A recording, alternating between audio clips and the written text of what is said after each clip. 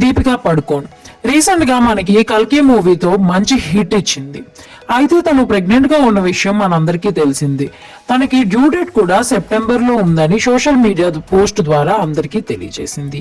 అయితే తను కల్కి మూవీ ప్రమోషన్స్ కూడా చక్కటి బేబీ పంప్ వేసుకొని తన ప్రమోషన్స్ లో పార్టిసిపేట్ చేసింది. తన డ్యూ డేట్ దగ్గరికి రావడంతో మంచిగా ఒక మెటర్నిటీ ఫోటోషూట్ అయితే ప్లాన్ చేసుకున్నారు.